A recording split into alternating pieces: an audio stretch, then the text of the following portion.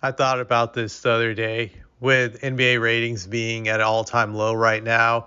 What caused the ratings to get to this point where they're just in the dumpster? I think it's like the perfect storm. There's so many different things going on right now. It's not just one thing I feel has caused these ratings to go down the toilet. There's just so many different things. You can say the rule changes made the game less popular. You can say the lack of rivalries has made the game less popular. You can say the lack of young superstars that are marketable has made the game less popular. You could say we also have more things available when it comes to entertainment, whereas back in the day, 20, 30 years ago, you didn't have much for entertainment besides TV, and the internet was in its infancy, so there wasn't really much, and gaming hadn't become as developed as it is today, where you have online gaming, multiplayer gaming, all this other stuff. So there's just so many different reasons why the ratings are down. But one thing I started thinking about when the NBA was truly great, I know that sounds funny, when the NBA was great, but the 90s was the decade where I felt the NBA was at its zenith. It was at its peak. And that was because of Michael Jordan. Michael Jordan took the game to new heights that it hadn't ever reached before. He took the torch from Magic and Larry Bird during the 80s and just ran with it. Just absolutely ran with it.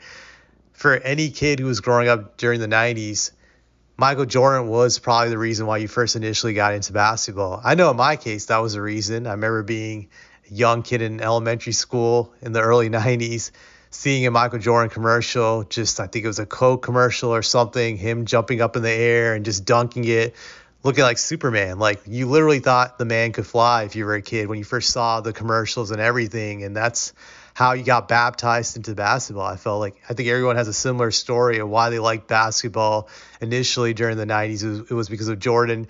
And you could say the same thing about the 80s, I would say mid to late 80s, really. If you got into basketball, it was because of Michael Jordan. He just had that impact that was unreal, that was unmatched. And I don't think anybody's ever been able to top it since then, because I I can remember when I was a kid growing up how Michael Jordan was just larger than life. There's no NBA player that compares today to the popularity Michael Jordan had during the 90s. Not even LeBron James, not even Stephen Curry. I would say at best what they've been able to achieve when it comes to popularity is half as good as what Jordan had during the 90s. So that tells you how popular Jordan was. I remember throughout the 90s, I could be watching TV, and during commercial breaks, I would always see a Jordan commercial. And it was like 24/7 all the time. Even when games are not on TV, I would see a Michael Jordan commercial. He was on TV all day. I think anybody could say that during the 90s. So just the popularity was unreal. And you get even deeper into it. Just Jordan was able to attract people to the game who normally wouldn't watch basketball. I remember seeing these nerdy kids who were into orchestra or chess or this other nerd stuff, and they would be watching basketball solely because of Michael Jordan. He was like the only reason. They viewed Michael Jordan as like some kind of artist or this once in a lifetime performer that you had to see. It was just, that's how big he was back then. That was the interesting thing about it. I would see people from all different backgrounds into watching Michael Jordan. He was that big.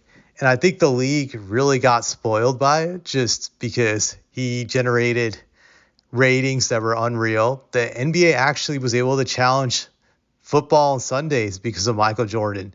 They actually were able to give the NFL some competition, which they have never been able to do ever since then. They were also getting the highest ratings ever. Just NBA final ratings were the highest underneath Michael Jordan. And no finals has ever come close to what Jordan generated during the 90s.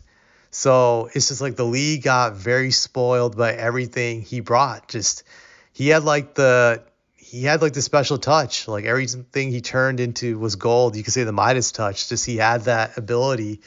So the league got all this money. They just got tremendous endorsements, tremendous popularity.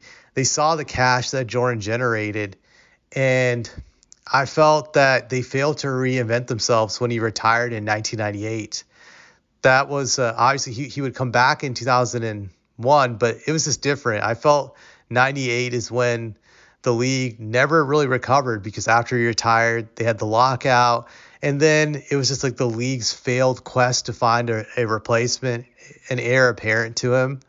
You saw this with Kobe Bryant, Vince Carter after he retired. Grant, before he retired, they were promoting Grant Hill, but he couldn't really step into his place, and it was a few others. But I remember primarily after he retired, it was just like it was Kobe, it was Vince, and it was Tracy McGrady. And I would say even AI, they were promoting, hoping one of these guys could just grab the mantle so they would have a new cash cow.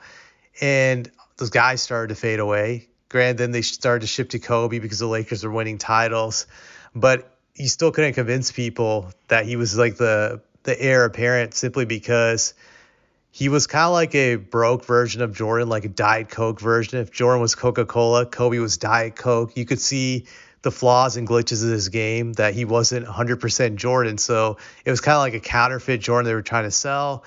And also, there was the scandal in Colorado that just sunk him, that he was never able to recover from that when it came to be a marketable cash cow.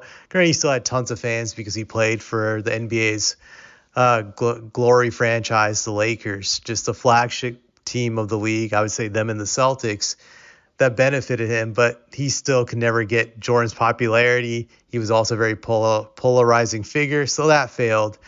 They pretty much shifted away from Kobe, and then LeBron came on the scene, and they were hoping that LeBron could be that guy that could carry the league like Jordan. And LeBron wasn't really as marketable as Jordan, if we're being honest. When he came out of high school, he had this polarizing image. He was called the chosen one. He called himself the chosen one. So he had this arrogance from day one that just didn't make him likable like Jordan was just likable all across all types of demographics. I didn't think LeBron had it. Granted, LeBron was very popular, but they put their bets on LeBron to be that guy to carry the league forward, and he wasn't able to do it. Granted, LeBron's a great player, but I felt the 2010 debacle in Miami. I mean, the 2010 debacle when he signed with the Miami Heat ruined him from being even close to what Jordan was, I would feel, when it comes to making the league a cash cow and generating his popularity. Granted, you could say it worked to some degree for the league, that move, because it made LeBron a heel figure that people rooted against and they could get a good amount of ratings. Not as good as what they got during the Jordan era, but pretty good ratings in the sense that half the people that watched the games were rooting for his failure and half of them were his stands, that they were diehard about it. But they could never really replace Jordan in a sense. It just never worked. So they came up with that formula of just promoting some guy that they know half the fans hate and half will love. I think that was their formula, but they're still secretly hoping somehow LeBron could merge as that guy. And then they were hoping Curry could merge as that guy. And it just didn't work. So there's been like this failure, I feel, for the league for a long time to reinvent itself since 1998. Like, they've been obsessed with always finding this one player to be the iconic figure of the league. To me, that's a bad marketing strategy. They shouldn't be marketing just one guy solely, because that's always going to fail miserably. Just Jordan was able to do it, but if we're being honest, that was the only time in NBA history where one guy was just being marketed to carry the whole entire league, and he did. Prior to Jordan, you had Larry Bird and Magic during the 80s, and then when the league was first coming out, you had Russell and Wilt Chamberlain, that rivalry. 70s was kind of like meh. You didn't have much going on during that era. It's kind of like the forgotten era of basketball, but you see what I'm saying? Like, I think the league is better off when they try to market rivalries versus trying to promote one guy to be the carrier of the league, just the iconic figure of the league. That's the biggest problem, and they still haven't left that behind since Jordan in 1998. Like, right now, they're looking for a new guy to be the iconic figure of the league. I know they're hoping. So they're hoping a guy like Victor can be that guy. And they were even hoping Anthony Edwards last year. But you look at the situation, obviously Anthony Edwards is not in a position to be the iconic figure of the league. His team is just not good enough. I don't see them being good enough anytime soon in the future. Victor, maybe one day it can happen, but the Spurs are not there. But they're still trying to do that right now. I don't see that working out, to be honest. At least in the short term. They might get lucky with Victor, but you see what I'm saying? This is just like a bad strategy. They really need to start getting back to marketing rivalries.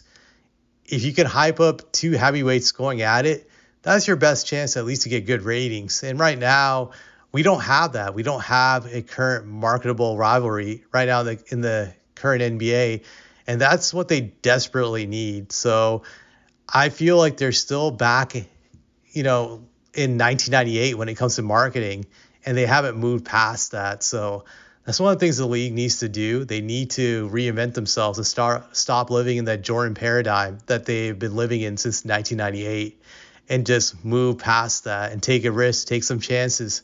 That's what the league should do, but I don't think they will. So that's all I have to say about this.